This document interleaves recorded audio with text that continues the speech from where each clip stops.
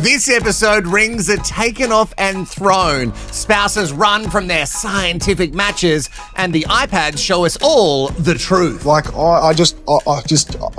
Get ready for another huge rehashed. You want the trash? I got it all for you. Let's rehash the MAFS together. A sassy hole that only speaks the truth. Nobody gaslights you better. Hello, I'm Wilko, and we're in the countdown stages of MAFS Australia for 2026. Is it not 2016? Weird, I heard some guy on the internet say that it was. We are still reeling after the most radical part of the experiment, according to the voiceover robot. Actually, I did that really well, guys. And before you and I get to have a little iPad movie sesh, the Love Lab Rats must reconnect with their TV spouses and say things like, yeah, it was nothing. Yeah, nothing to see here. No, you don't need to. Don't watch that. Don't put that little tablet down. No, don't worry about it. Stella, well, she can't believe that her man Philip was uncomfortable with this little task. Oh, she has a little laugh on her too. Clearly, she wasn't worried about her man jumping the fence for the second choice, while Float Your Boat is explaining to what went down. She is wine in hand, not really listening to him because she's so scared that he may say, hey, I kissed the alt MAFS match and you're dumped. The big fish explains to the booty that he bailed because he's a married man. Like, he left out the part that he hid in the bathroom with Scotty, but okay, sure. Alyssa says she had a great time. I had a great time. And just to stick that knife in a little bit further, she says, I can see why the experts would have matched us. Yeah, our wedding photos would have been stunning with my alt MAFS match Connor, but I wouldn't disrespect you.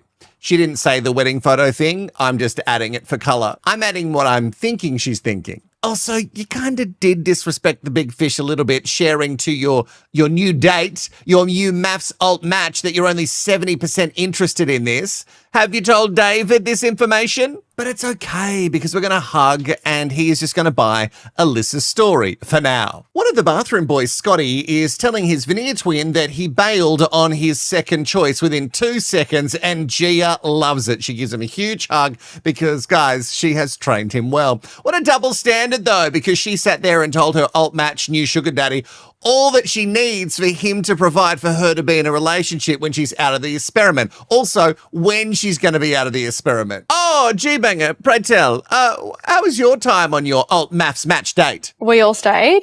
And the vibe changes with Scotty, even though Gia says everyone was well behaved and her second choice would not stop. She left out the part that she loved, that he wouldn't stop. She told him where to find her, but wasn't dumb enough to hand over actual contact details. She's not dumb up there. And even though Scotty's face is telling us that he does not believe her, his mouth hole is saying that he does trust her, that she wouldn't flirt with another guy. Okay. It doesn't matter what you believe, Scotty, because we have video evidence and it's being delivered. Definitely watching something. Oh my goodness, little smarty pants here. Fuck, I can see why you get all those campaigns. What a bright spark you are, Booty. We are definitely watching something.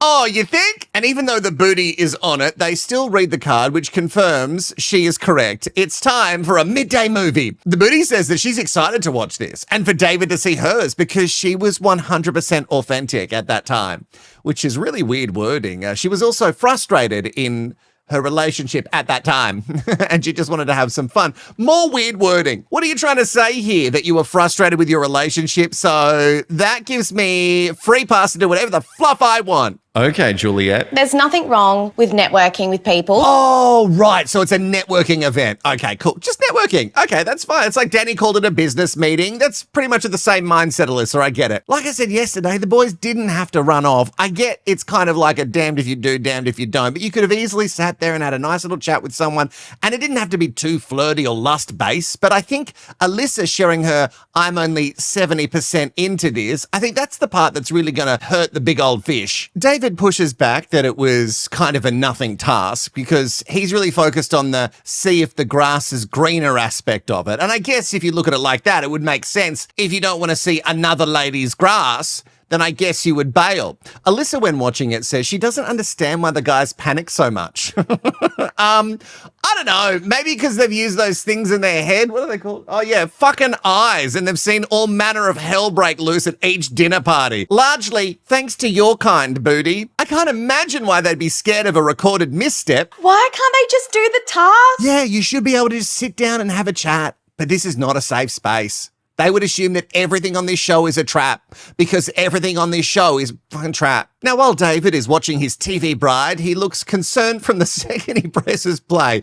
And even more so when his Booty does a big cheers to everyone and to, is the grass greener? I guess we'll find out. The whole conversation seems to be far too flirty going off the big fish's facials, especially when he gets to hear she's only 70% invested in him and doesn't care what he does. Ouch. When he's finished, he says, she told me she was networking, but it seems like Alyssa finding out Connor's star sign was definitely more than networking. You know, if you're networking with someone in a business meet, you're not like, what's your sign?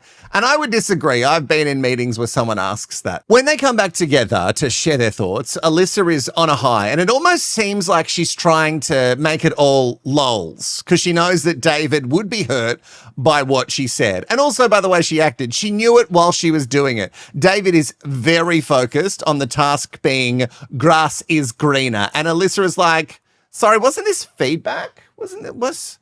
No, babe. I know it's really hard to keep up with the science, but we've done feedback. This is find a new TV husband section of the science.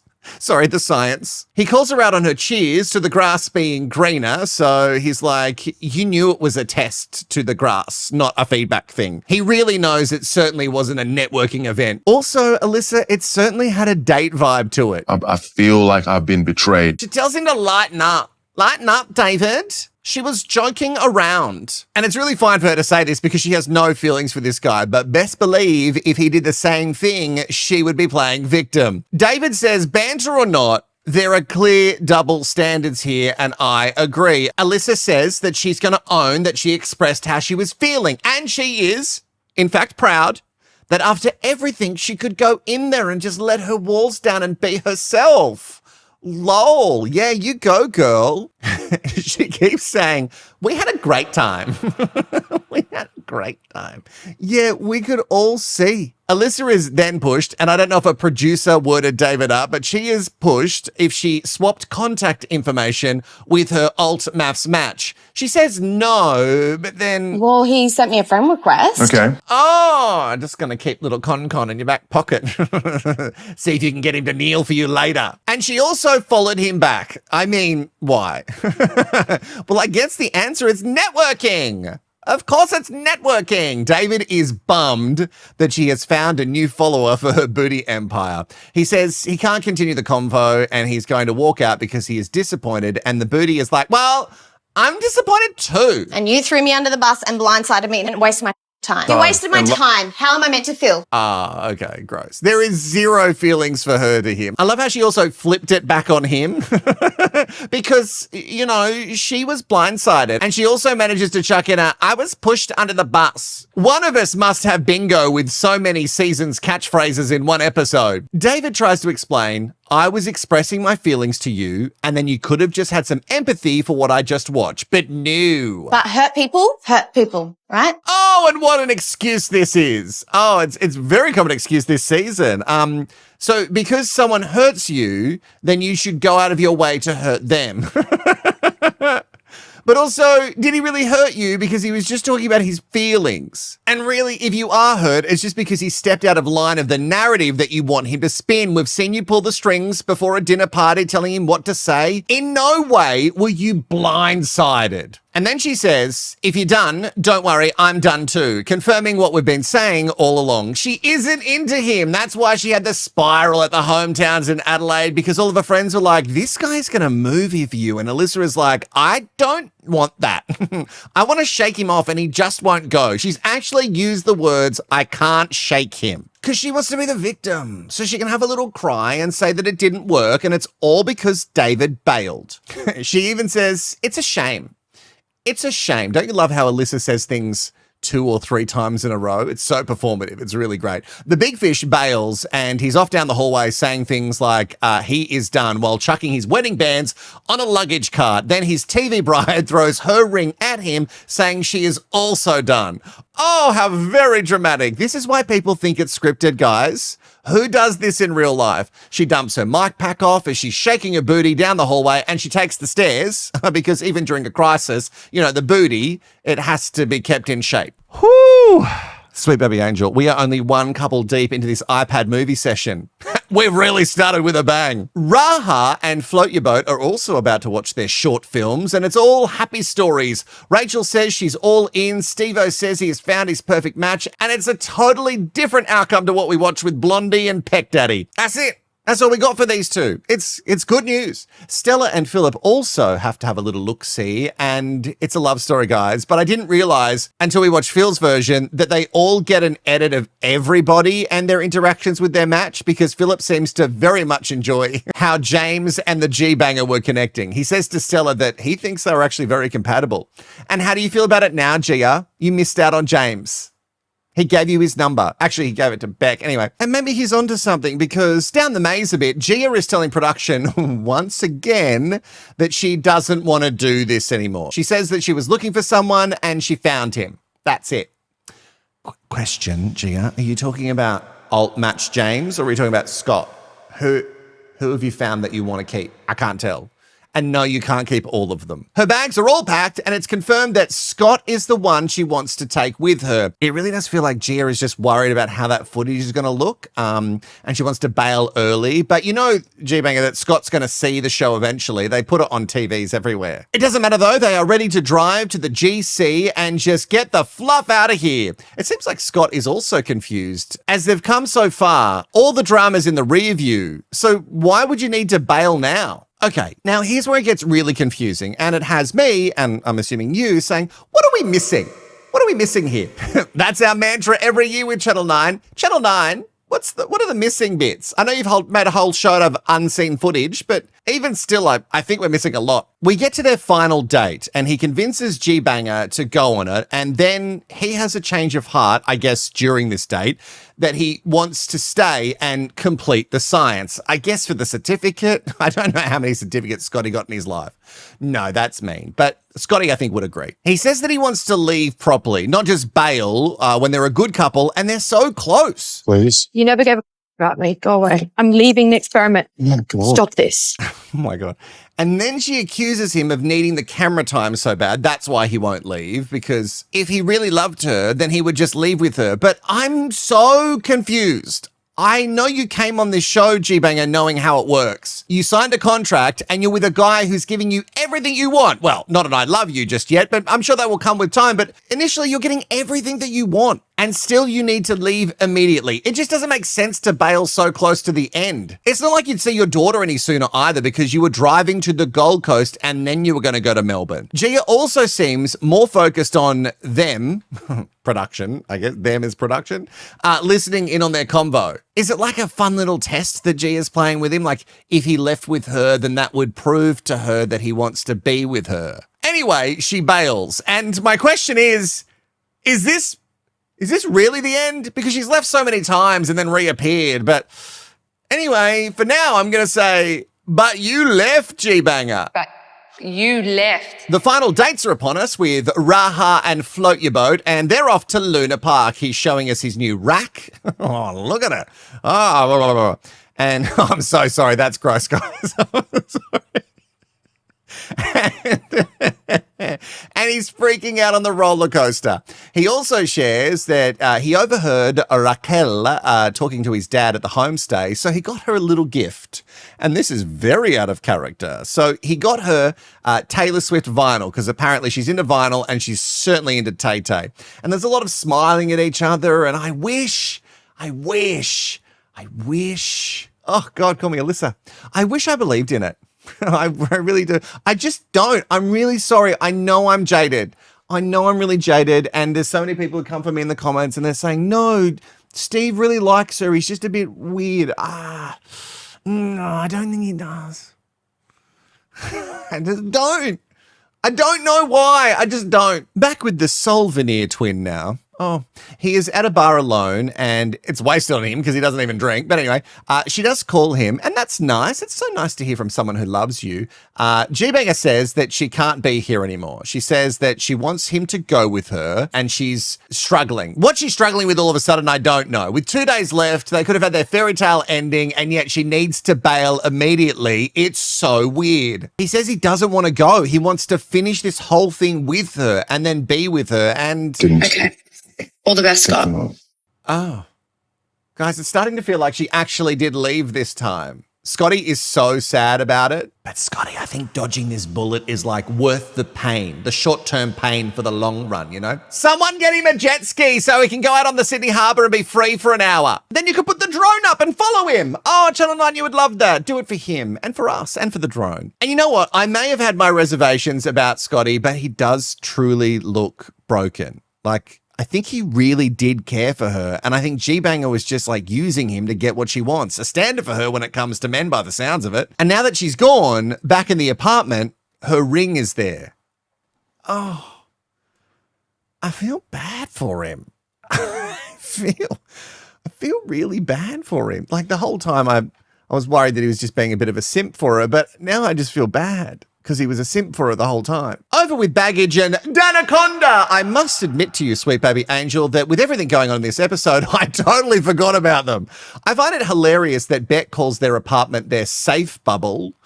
Really? I don't know if either of you know what safety looks like, but anyway, they also have to watch their movies, and Beck is sweating a bit. You look nervous. I just think that you, like, I don't care. Are you sure? Yeah. Are you sure? Are you sure you're not nervous? Becky, are you sure? Are you sure? Baggage is so delusional when she says she wasn't flirting with her guy. Okay, hun. And Beck is making all the facials while watching the Danaconda in the wild. Danny does find something a little bit weird. Beck is trying to glam herself up before the networking event. He's shaking his head because some of the stuff isn't really computing for him. Beck apparently lied to him, telling Danny that James forced her to take the number for Gia, when in fact, she was the one who was demanding it. When they get back together in the lounge room for a conflab, she says in her best, "I'm just a girl voice. Anything I did, piss you off?" And don't worry, Becky, he has a couple of things. He is pissed at the whole "I want a man who fucks me" comment, and then this is very interesting. I don't love Beck, but I treat her better than that. Oh, I love it now. You're openly, well, not saying that you love her, but saying that you don't love her. Also, I don't think Beck loves you either. Like, she just wants to be loved so bad that she thinks if she tells you that she loves you, then you'll jump on board and reciprocate. Then he calls her on her lie about the whole number from James, and she acts as if he's crazy, and she threw it away immediately. But why? Gia might actually want that number now. They're all shit wives. Oh no, the Danaconda has some real bite in him today, doesn't he? Oh, it's all that time in the trenches with the men's. Really toughened him up. He says to her that because she took that number for Gia, that Beck was basically encouraging cheating.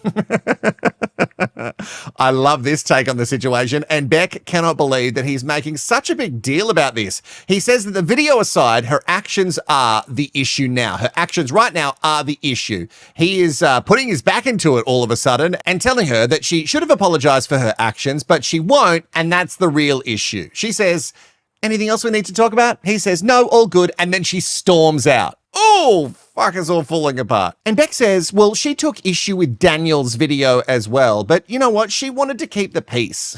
Yes. Oh, Beck, you have been the peacemaker of the season. Okay, let's look in on a couple that might, huge might, even though I strongly believe in the science all the time, and it's them who ruin it. It's not the science. But this couple might be able to make it work. But who knows what'll happen, because now... Are you having a drink? Maybe. What? Phil's having a drink, guys. Oh no, maybe that party boy within him will be released. And I think we'd all love to see it, right, Stella? Yeah. Obviously, we have these two on a boat so they can get their bodies out. Stunning. And we had the drone that Channel 9 bought. So I've got to get your money's worth. Stella says, when you know, you know. And she has a gift for him. It is a key to her place, which is now their place because he is moving in with her. And a reminder, Phil, that still makes you look like a bitch, apparently. There is a lot of sexy dancing on the boat. And just because you've been so good this episode, sweet baby angel, the last drone shot of the Opera House for this episode. There's probably more to come. And now to a segment I like to call I Have No Idea Why They Think It's Nice to Make Scott Watch This. I guess it hurts him now, but then maybe it's good to see G-Banger and be reminded why not to take her back, because you know for sure that she would have reached out after all this went down and tried it back on with him. When he's watching it back, I still can't get over Gia's question to James, do you make a good amount of money? Scotty is looking not stoked with her and the chats around wanting to be with someone for their tap and go ability and for her to be their trophy wife. When it gets to the part, Gia is telling James that she's done in a week. I'm done in a week with this whole science fucking thing. He throws the iPad down. That's putrid. I love that use of the word putrid correctly. Good on you, Scotty. Fucking nailing it. Look at that vocab growing because of the science. He's embarrassed for her, and I also think himself a little bit with how much she goes on with the whole, how much money do you make question. He's also now putting together that she wanted to leave because she knows how he would be reacting to watching this back. And if you thought Scotty was broken before, and I did, he's really about to break now. He cannot believe that he was about to give his whole life to G-Banger and her daughter. But now seeing her for who she really is, finally, some self-respect has been realized. I just got fucked for 3 months. She just used me. She used my money and she fucked me. Oh, fuck.